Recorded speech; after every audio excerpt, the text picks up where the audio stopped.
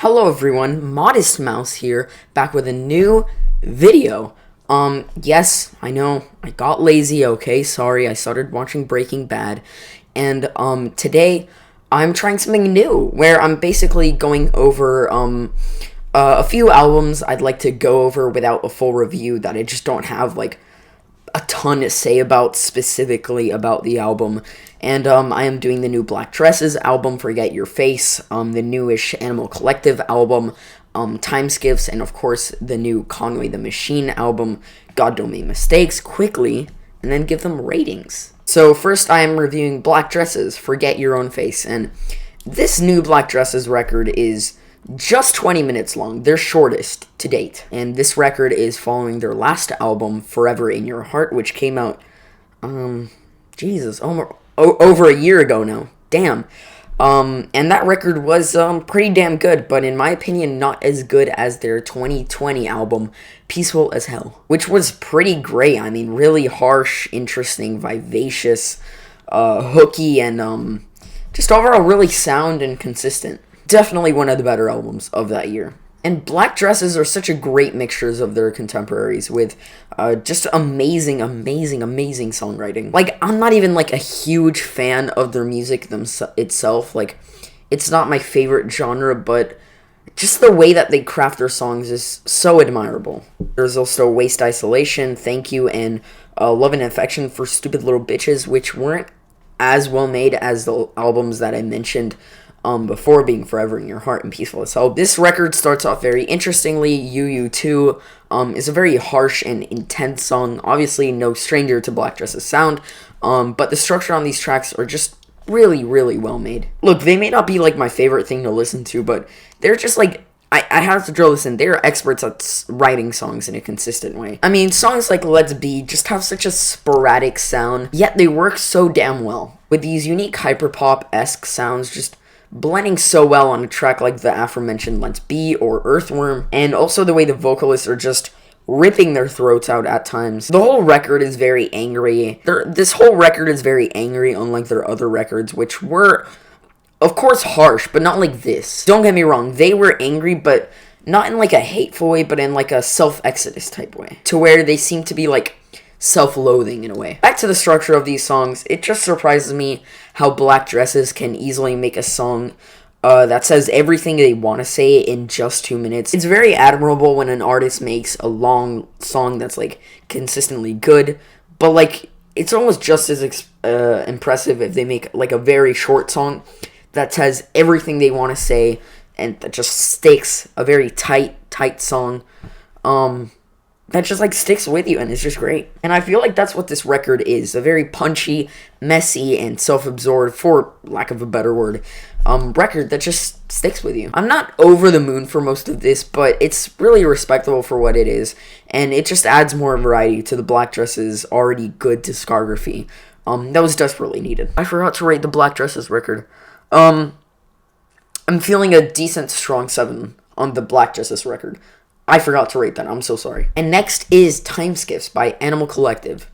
So this Anco record was released last month, and I never talked about it in a full review simply because I just felt that I didn't have much to say. Animal Collective are one of those groups that just have, like a huge fan base that you just seem to find everywhere. And there's good reason to that.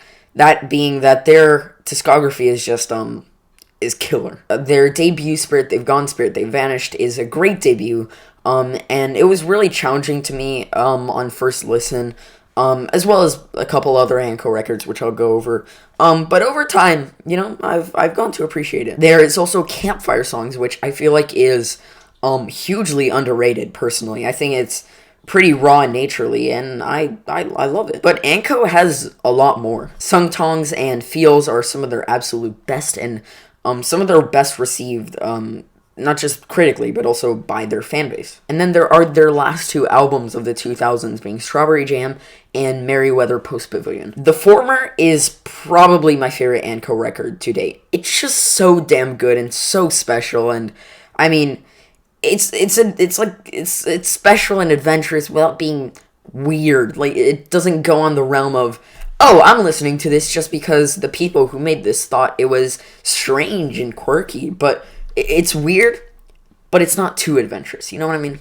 It also includes some of the best Anko songs ever, like Forever and Green, Peacebone and Fireworks, and the latter that I mentioned is Merryweather Post Pavilion, which is probably Animal Collective's biggest and most critically successful record, and I used to not like it much. I guess when I heard it, it just wasn't really the music I was listening to and enjoying at the time. But now I realize that it's just a great Anko album. I was just like very much into the mindset that like sad music equals good, and I failed to mention that Merryweather Post Pavilion just like encapsulates happiness, you know, and I just I guess I didn't appreciate that. But after Merryweather Post Pavilion, a lot of people thought Anko had fallen off, with their last few albums in the 2010s not really being up to snuff with their earlier stuff. So now you'll see why I said that I don't have much to say. The album Time Skiffs is interesting. I definitely think it's a grower, and when I first heard it, I really did not like it that much. And guess what? I still don't love it. I like how it's put together, but the sound of it is just not very appealing to me. The vocals aren't super great. I mean, the lead single, Prester John, really made me worry because that was a very boring and super basic and generic song, which is made worse by the fact that Anko are like one of the most like unique groups out there. Like the song Walker is just kind of mind-numbing and not very good at all. The song Strung With Everything isn't actually bad at all, but once again, I just don't like the sound that it has. And the rest of the singles are okay. The album's deep cuts have more to offer. I feel like the first two tracks, the longest track, Cherokee, the closer, and Passerby are probably my favorite tracks. They just have really good songwriting, and I find myself listening to those tracks with ease. The song Passerby especially is really detailed and pretty sounding, which I know is a very basic level of comment to be like, it's pretty, but I mean, it is pretty. So that's really it on the album, Time Skiffs. Sorry it took me so long to talk about this, but, as you saw, I didn't have much to talk about. The album is interesting all throughout, for sure, but it's just, it's not for me, and it doesn't have a ton above the last few Anko records of this decade. Or I guess last decade, since it is 2022, but you know what I mean. I'm feeling a strong 6. Next is Conway the Machine with God Don't Make Mistakes. Now, this is the best of the albums in this little grouping. And it's from an artist that I barely knew when this album came out, like coming into this video. I previously heard of his name. I knew he was a Griselda member, which I wasn't also super familiar with. But I never, like, looked into him. I know you Conway fans are maybe mad at that, but better late than never, I guess. But discovering his past couple albums was pretty cool. His last record and the one before that, released last year in 2020, were both very solid showcases of not just Conway, but Griselda itself. And before those two, I gotta be honest when I say that I haven't heard pretty much anything by him. If any of his like mixtapes or projects or anything else before that are any good, do let me know, of course. But this new album, God Don't Make Mistakes, is his best lyrically, in my opinion. Basically, if I have to summarize what his lyrics are about on this album, basically, he got shot in the head in 2012. This left, I think his left or right side of his face completely paralyzed.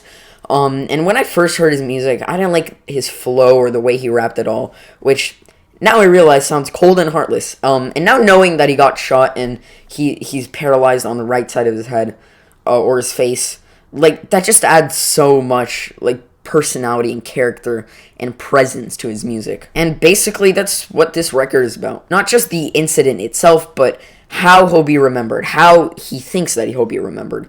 More by his backstory than his music itself. And this record is just, all in all great. I think so far from what I've heard, this is the best record.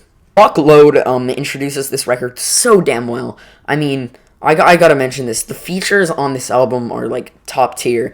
The song Tear Gas has some of the best features on this entire record. The Rick Ross feature feels a little bit thrown in, but it still works really well. And that Lil Wayne feature is, like, I've really never seen Lil Wayne perform this well on a feature in quite a while. And these tracks just have like such a good and like kind of grimy beat to them. I just love the sound so much. Piano Love shows some like excellent variety with a super cool piano twinkle all throughout the song, and this cool like subdued, submerged sound. This whole record is Conway's most consistent and strong, by far in my opinion. I love tearing down the layers of this album, like an onion. The more listens that I give to it, like for example, that full Griselda track with Benny the Butcher, as well as West Side Gun. John Woo Flick, which has such good character to it, by the way. It's like kind of grimy and cool. Or The Closer with the vocals in the last track. I wish I had more to say about this record. I'm kind of stumbling over my words, but to put it this way, it's a very emotional and insightful album. And if I got anything incorrect at all, please do let me know. After all, that is why I included this album here. So, all in all, this is his best album, no doubt. And it's not like my favorite thing ever, but, I hardly see anybody, like, I can hardly picture anybody disliking this record in any way, shape, or form. I'm feeling a decent to strong 8, which is, the high score here, which is deserved, definitely. So that's it for this video. If you would like me to make more types of these album grouping videos, absolutely do tell me, because I find it interesting. And if you do have any other records that you want me to review in general or include in one of these videos, also let me know. I was gonna review the new Spoon record, but I just didn't think many people would like to watch that. And also, like, I just didn't really like have much to say, like, at all. Not like the Anco thing where I'm just like, yeah, I have nothing to say about it. Literally nothing to say. But anyways, I'm getting too ahead of myself. Peace.